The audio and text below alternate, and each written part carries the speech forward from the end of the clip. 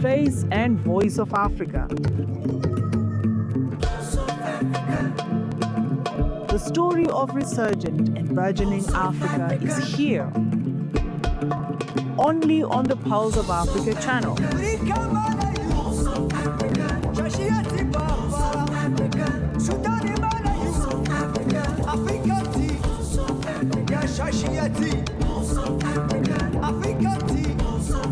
Pulse of Africa, the face and voice of Africa.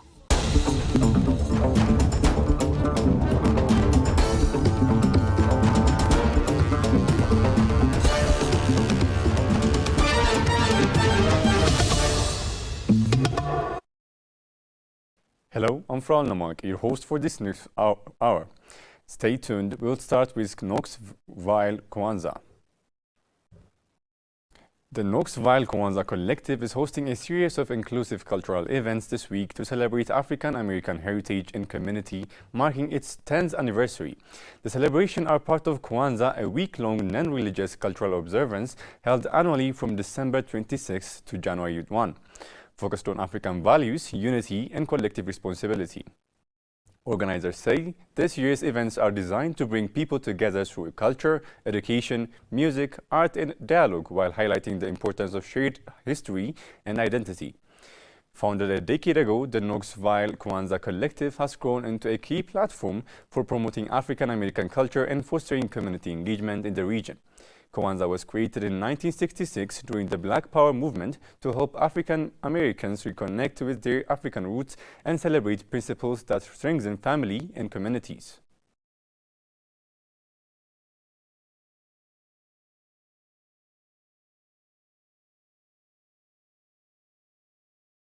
Organizers of the inaugural Nile Excellence Award say the platform aims to promote innovation, entrepreneurship, and excellence across Uganda, with over 20 competitive categories recognizing leaders in media, creativity, culture, and enterprise. Nile Excellence Awards President Cinderella Damba said strong stakeholders' engagement has given the award credibility and positioned them to grow in a nationally recognized platform driving innovation and excellence. She noted the initiative is designed to inspire creativity and entrepreneurial solutions among young people. Uganda faces a major youth unemployment challenge, with over 78% of people aged 18 to 30 unemployed or underemployed, according to the Uganda Bureau of Statistics.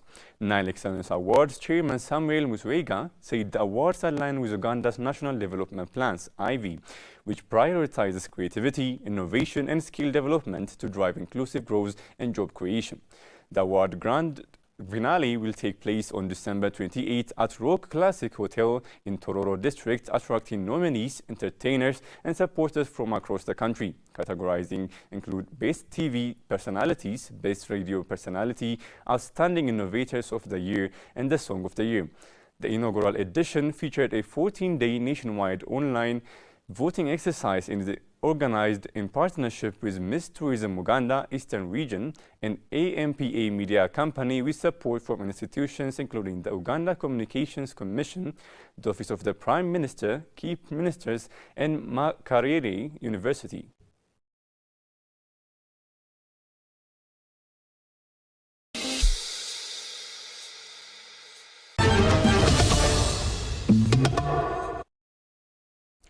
Guineans head to the polls on Sunday in a presidential election widely expected to hand interim leader Madai Doumbouya a 7-year mandate, marking the formal end of the country's transition from military to civilian rule following the 2021 coup.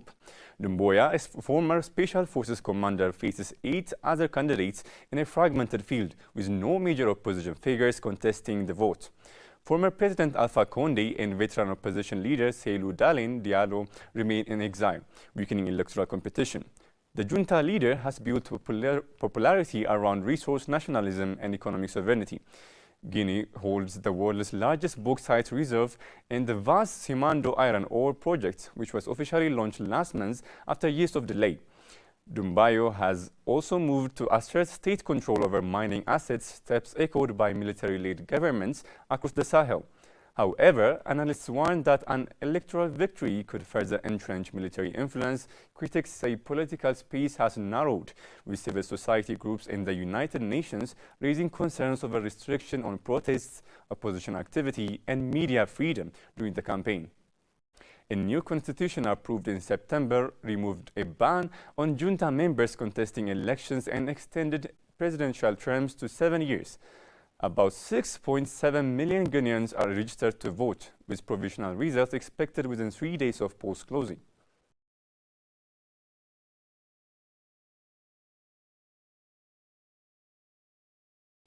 The Central African Republic goes to the polls on Sunday at a pivotal moment in its long struggle for stability, as President Faustin Archange Touadéra seeks a third term in elections shaped by security concerns, sovereignty debates, and shifting global alliances. Touadéra, a former mathematics professor, is widely tipped to retain power after a 2023 constitutional referendum removed term limits, a move his supporters say reflects popular will, but which critics view as an attempt to prolong his rule.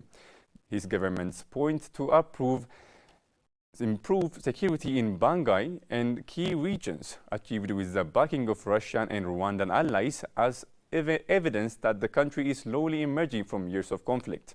The opposition field includes 6 candidates led by former Prime Minister St. Georges Dologule and Henry Marie-Dondra. Compared with the 2020 polls, this election takes place in a calmer atmosphere, following peace deals signed with several armed groups. As Central Africans vote not only for a president but also for legislators and local leaders, the stakes extend beyond the ballot. Many see the election as a test of whether stability can be sustained and translated into genuine national renewal.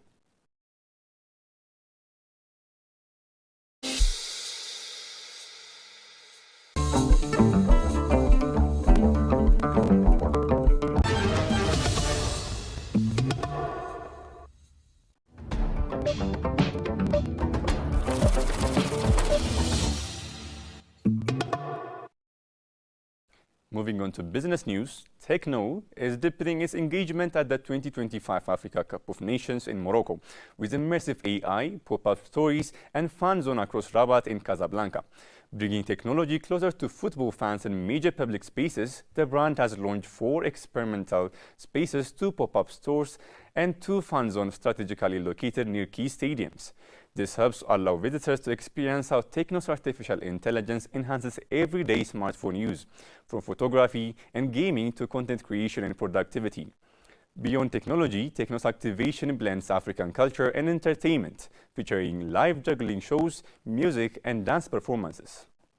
Interactive footballs, challenges, and fashion-inspired installations showcasing jerseys from all 24 participants nations. Fans can also personalize devices, take photos, and engage in social media-driven activities.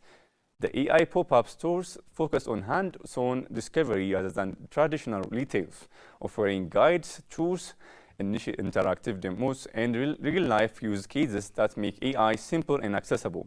Meanwhile, the open access fan zones in Alpha Park and OLM Susi welcome the wider public on match days, reinforcing a community-first approach.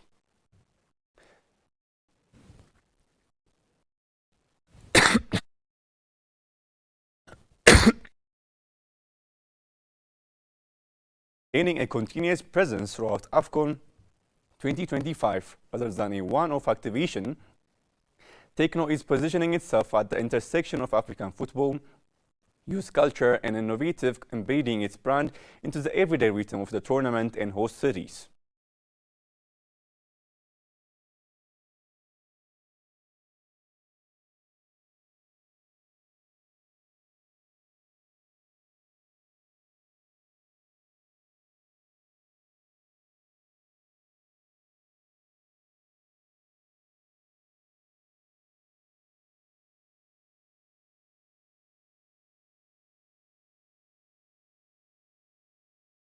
Africa is increasingly placing natural gas at the center of its development agenda, viewing it as a key driver of economic growth, job creation, and energy sovereignty.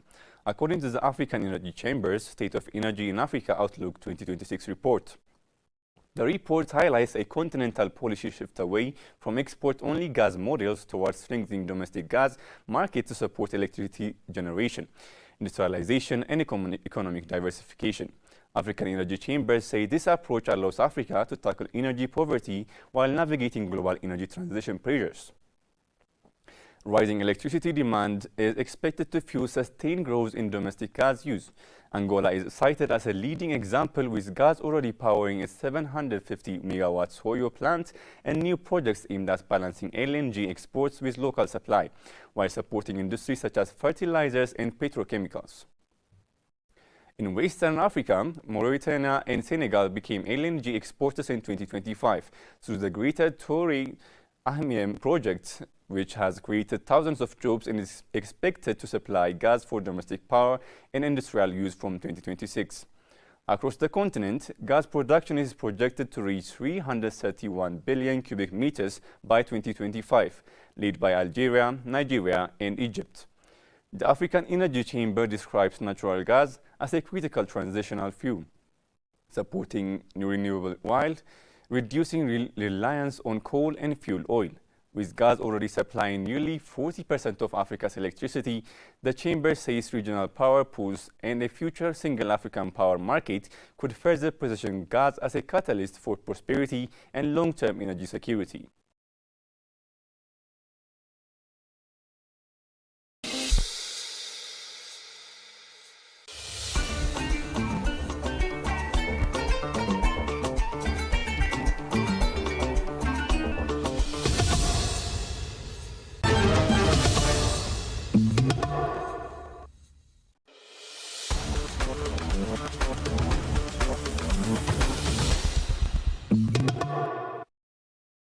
Now to sport. Gabon and Mozambique will meet on 28 December in Group F of the 2025 Total Energy CAF Africa Cup of Nations in Morocco. Both teams lost their opening matches and are looking for their first win of the tournament.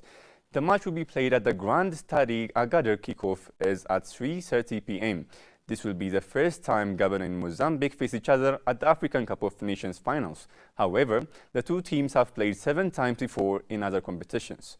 Gabon has won 4 of those matches, Mozambique has won 2, and 1 game ended in a draw.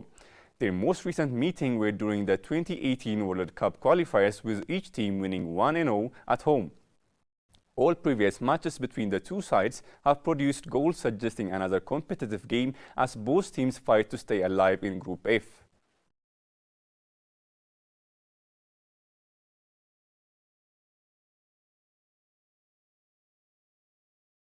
Let's take a look at yesterday's AFCON 2025 results and today's fixtures.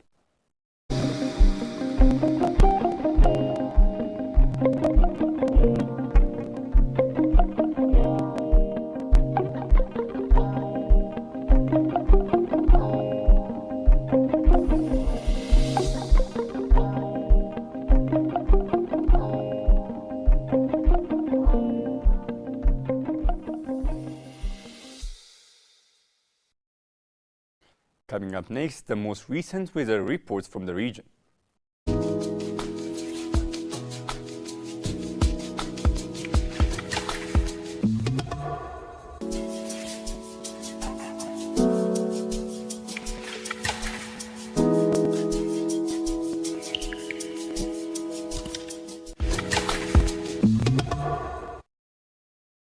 That's all for today, and thank you for tuning in. Goodbye.